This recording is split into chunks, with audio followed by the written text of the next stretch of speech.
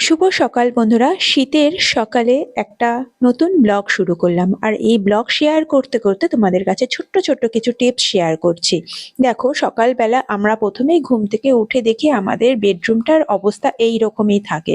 মশারি, লেপ, তোশক, সোয়েটার, চাদর চারিদিকে ভর্তি হয়ে থাকে। আর এই বেডরুমটা অ্যারেঞ্জ করা কিন্তু খুবই ঝামেলার ব্যাপার হয়ে যায়।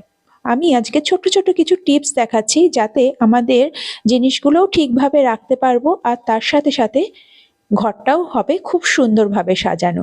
এখানে প্রথমেই আমি পর্দাগুলোকে ঠিক করে দিলাম। তারপরে চাদরটাকে বেশ ভালো করে টান টান করে তারপরে একটু ঝাঁটা দিয়ে ভালো করে ঝেড়ে নিলাম। আর সব থেকে বড় ঝামেলা হলো ব্ল্যাঙ্কেট অ্যারেঞ্জ করা।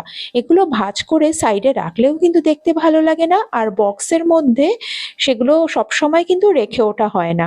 আমরা যদি এই ব্ল্যাঙ্কেটটাকে বেডের উপরে এইভাবে মাঝামাঝি করে রেখে দেই, তাহলে বেডটা কিন্তু দেখতেও বেশ সুন্দর লাগে, আর বেডটা কিন্তু বেশ গরম থাকবে।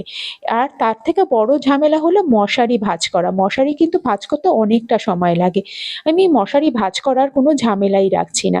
এর জন্য আমি একটা টি শার্ট নিয়েছি। টি শার্টটাকে উল্টো করে নিয়ে মাথার দিকটাতে এইরকম করে নিয়ে একটা গার্ডার লাগিয়ে নিচ্ছি। একটা গার্ডার দিয়ে এইভাবে আটকে নিলাম। এবার টি শার্টটাকে সোজা করে নেব। এবার এর মধ্যে মশারিটাকে ঢুকিয়ে দেব। এতে মশারি ভাঁজ করার কিন্তু কোনো রকম ঝামেলা থাকছে না। আর দেখো, কত সুন্দর একটা জিনিস কিন্তু তৈরি হয়ে যাবে।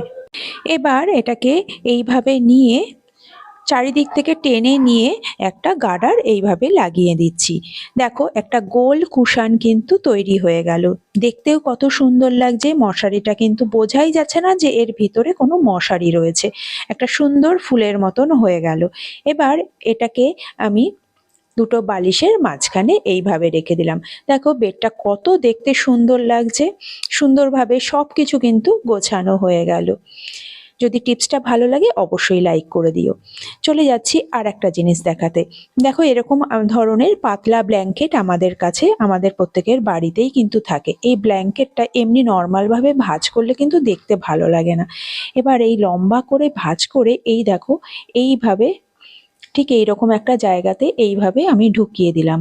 এতে একটা কুশান টাইপের শেপ কিন্তু হয়ে গেল। এটাও তোমরা সুন্দরভাবে রাখতে পারো। আর এইভাবে ভাঁজ করলে দেখতেও কিন্তু বেশ সুন্দর লাগছে, জায়গাটাও কিন্তু কম লাগছে, আর খুলেও যাবে না ভাঁজটা।